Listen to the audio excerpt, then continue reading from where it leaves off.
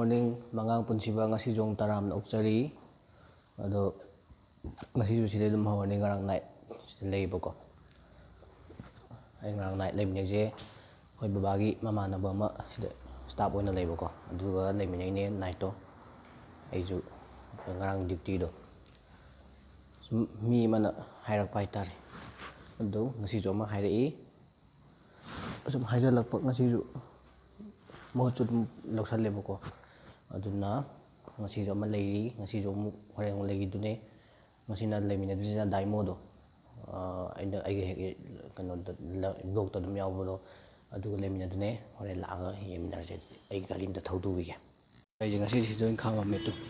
Sigi khoi x-ray gi sigi nakanda. Si join khama ge na. Do sangbadi somna kangi si ART rom dai changi je bako. Kumai kai leigi yengsi. Mamangi agi blog to adu aina haidi haigimne sigi kano se sigi blog se somna kangi je se anatomy blog ne si je Jenimski anatomy to duga somna kan selection ART sidai changi se gate hangdri do so di hangame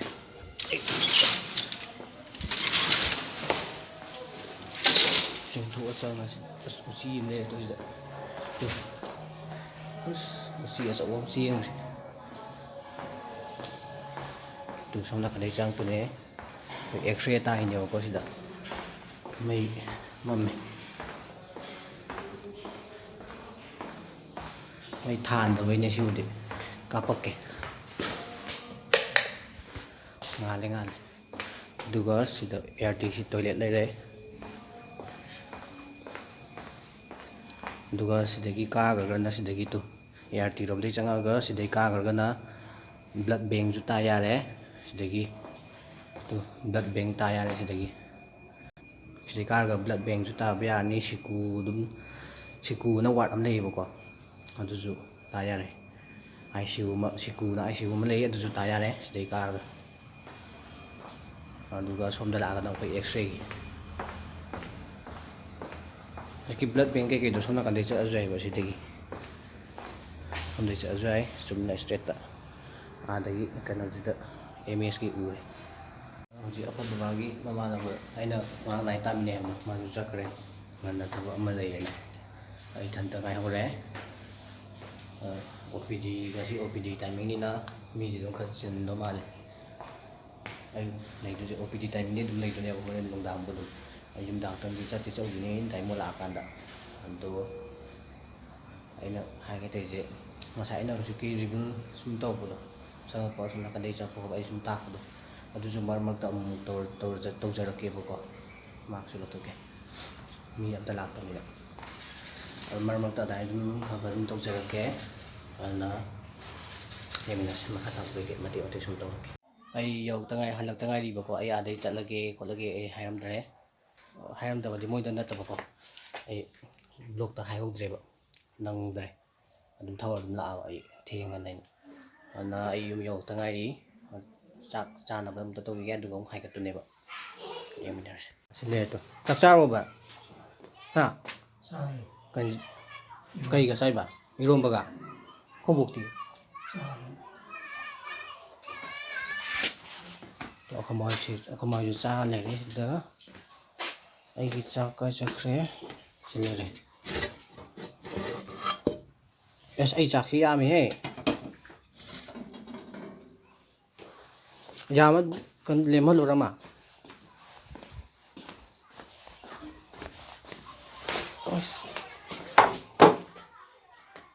iromba yongsak iromba hawai bi ne alu ne yongsak ne aduna sam sai ge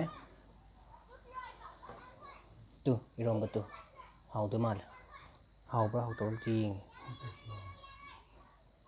complex yawi complex hawai bi adagi yongsak iromba ne komadi a imung cha hore ai kan ai ga chamin na thre hida komai han cha leme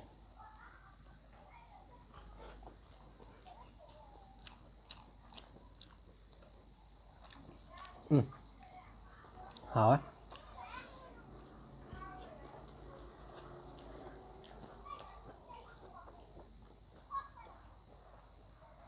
Từ bom, eating bom.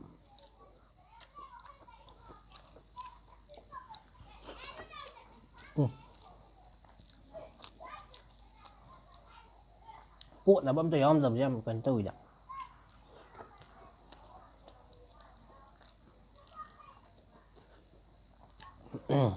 Hảo ấy. Còn nữa, cầm chai ghé.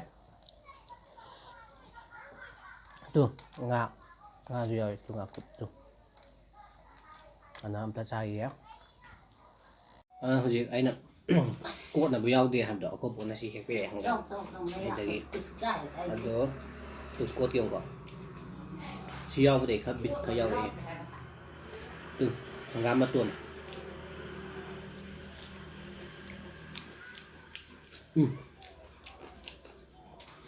ꯁꯤ ꯌꯥꯎꯔꯗꯤ ꯀꯌꯥ ꯍꯥꯎꯈ꯭ꯔꯦ ꯁꯦ ꯌꯥꯔꯦ ꯌꯥꯎꯔꯦ ꯃꯅꯨꯡꯗ ꯂꯥꯝꯃꯒꯅꯦ ꯍꯪꯒꯥꯝ ꯃꯇꯣꯟ ꯊꯣꯡꯕꯗꯤ ꯍꯦꯛꯄꯤ ꯍꯥꯎꯋꯦ ꯇꯨ ꯑꯩꯈꯣꯏꯗ ꯄꯥꯜꯂꯤꯅꯦ ꯑꯩꯅ ꯊꯥꯈꯤꯕꯗꯣ ꯑꯃꯨꯛ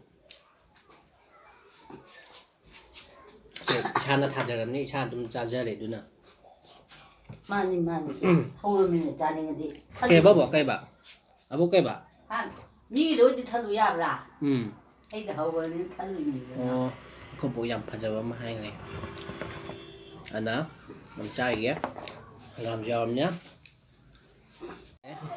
짝사바 로이래 보고 아담 하오에 시게 또 짝사바도 아담 ngọt đi ghé đúng được mỗi ăn đấm mình ăn đấm này hơi và đúng là ngọt đi ghé à nó giờ mình cái gì cái tôi giờ anh thôi lấy gì tôi còn được thôi lấy này vào còn không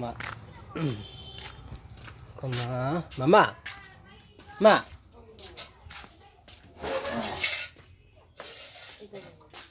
nó cần tôi chạy đây không phải lên hả là phi đặc sai chạy đây sai sao được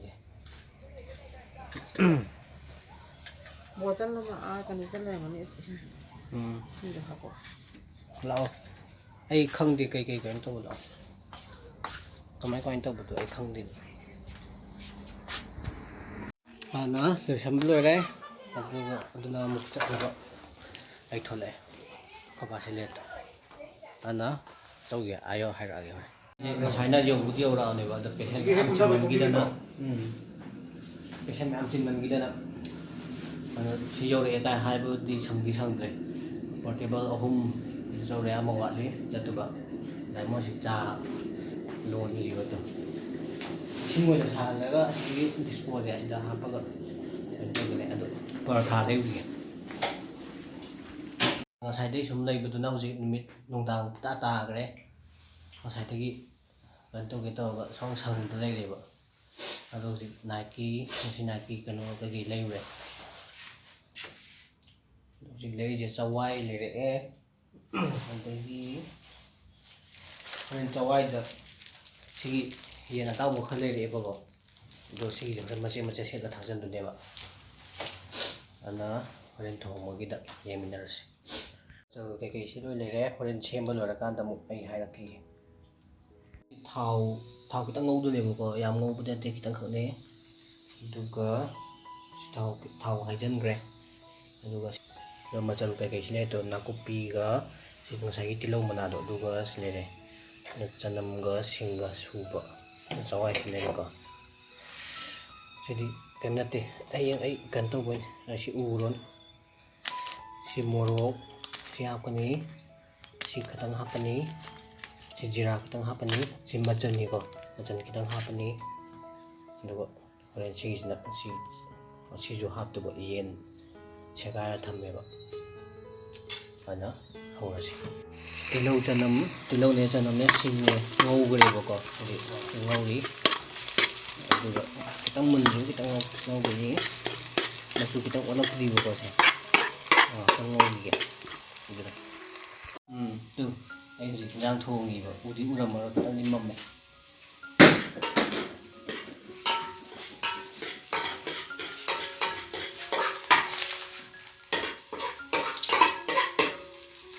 ꯍꯤꯇꯔꯗꯨꯅ ꯈꯪꯗꯦ ꯌꯥꯝ ꯊꯨꯅ ꯀꯥꯁꯜꯂꯦꯕ ꯑꯗꯨꯒꯤꯅꯦ ꯑꯩꯅ ꯀꯩꯅꯣ ꯇꯧꯗ꯭ꯔꯤꯁꯦ ꯇꯨꯁꯤꯗ ꯍꯤꯇꯔꯗꯅꯦꯕ ꯊꯣꯡꯉꯤꯁꯦ ꯈꯪꯕ ꯍꯤꯇꯔꯁꯤꯗ ꯊꯨꯅ ꯍꯦꯛꯇ ꯀꯥꯁꯟꯈꯤꯕ ꯍꯦꯛꯇ ꯑꯁꯤꯒꯤ ꯉꯁꯥꯏꯒꯤ ꯃꯔꯣꯏ ꯀꯩꯀꯩ ꯃꯌꯥꯝꯗꯣ ꯑꯗꯨꯗ ꯊꯥꯛꯆꯟꯈ꯭ꯔꯦꯕꯀꯣ ꯑꯗꯨꯒ ꯍꯔꯤꯕꯣꯞꯁꯨ ꯍꯥꯞꯈ꯭ꯔꯦ ꯃꯣꯔꯣꯛ ꯑꯇꯦꯛꯄ ꯀꯩꯀꯩꯗ ꯍꯥꯞꯆꯟꯈ꯭ꯔꯦ ꯑꯗꯨꯒ ꯃꯍꯤ ꯈꯤꯇꯪ ꯍꯩꯖꯤꯜꯂꯅꯤ ꯑꯗꯨꯒ ꯆꯋꯥꯏ ꯍꯥꯞꯆꯤꯜꯂꯅꯤ ꯍꯥꯞꯆꯟꯈ꯭ꯔꯦꯕꯀꯣ ꯑꯗꯨꯒ ꯂꯣꯟझꯟꯈꯤꯅꯤ ꯉꯥꯛꯇꯪ ꯀꯩꯅꯣ ꯇꯧꯕꯕꯨ ꯕ꯭ꯔꯣꯡ ꯕ꯭ꯔꯣꯡ ꯁꯧꯕ ꯎꯗꯣꯜꯂꯛꯈꯤꯅꯦꯕ ꯆꯋꯥꯏꯁꯦ ꯃꯨꯟꯗ꯭ꯔꯤꯕꯧ ꯑꯗꯨꯒ ꯍꯣꯔꯦꯟ ꯂꯣꯏꯔꯝꯗꯥꯏꯗ ꯍꯥꯏꯔꯛꯑꯒꯦ ꯂꯣꯏꯔꯦ ꯁꯤꯅ ꯃꯅꯤꯟꯗ ꯎꯗ꯭ꯔꯦ ꯆꯋꯥꯏ ꯊꯣꯡꯕ ꯂꯣꯏꯔꯦ ꯇꯨ ꯆꯥꯛꯁꯨ ꯂꯣꯏꯊꯤꯕ ꯍꯧꯖꯤꯛ ꯂꯣꯏꯔꯦ ꯑꯗꯨꯅ ꯑꯝꯇ ꯆꯥꯈꯤꯒꯦ ꯑꯗꯨꯅ ꯑꯝꯇ ꯆꯥꯈꯤꯒꯦ ꯗꯥꯏꯃꯣꯟ ꯁꯣꯝ ꯅꯥꯀꯟ ꯆꯥꯏꯗꯣ ꯗꯥꯏꯃꯣꯟ ꯍꯥꯎꯔꯕꯣ ꯑꯩꯁꯨ ꯑꯝꯇ ꯌꯦꯡꯒꯦ ꯃꯍꯥꯎ ꯇꯨ ꯁꯤꯁꯦ ꯉꯁꯥꯏ ꯂꯩꯔꯛꯄ ꯕꯣꯔꯥꯅꯤꯗ ꯁꯤ ꯕꯣꯔꯥꯁꯦ ꯍꯥꯎꯕ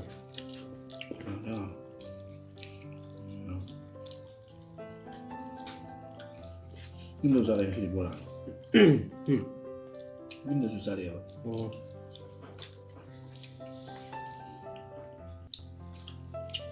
Hawai hawti na. Kaya kito na doon yung sari. Ito. May ulo mga Andre ba? Hawai. Saka to na kagsam na yung hawai.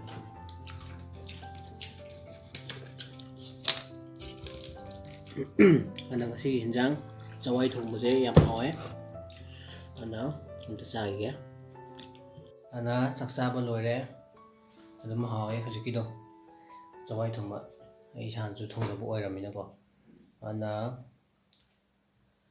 ngasi gi ai video je matang sai lotion lage ai video je mayam nungai biraga di like tobiramo share tobiramo aduga anong biar oirga di mayam subscribe to social dan to sambiramo 1K ꯑꯗꯨꯝ ꯇꯪ ꯌꯧꯍꯜꯂꯁꯦ ꯃꯌꯥꯝ ꯑꯗꯨꯅ ꯑꯩ ꯚꯤꯗꯤꯑꯣꯁꯦ ꯂꯣꯏꯁꯤꯟꯖꯔꯒꯦ 1Kꯗꯣ ꯌꯧꯅꯕ ꯁꯕꯁꯀ꯭ꯔꯥꯏꯕꯇꯣ ꯀꯣ ꯑꯗꯨꯅ ꯀꯥꯎꯕꯤꯔꯅꯨ subscribe ꯇꯧꯕꯤꯕ ꯀꯥꯎꯕꯤꯔꯅꯨ ꯂꯣꯏꯁꯤꯟꯖꯔꯒꯦ ꯑꯗꯨꯅ ꯉꯁꯤꯒꯤꯗꯤ ꯒꯨꯗ ꯅꯥꯏꯠ ꯕꯥꯏ ꯕꯥꯏ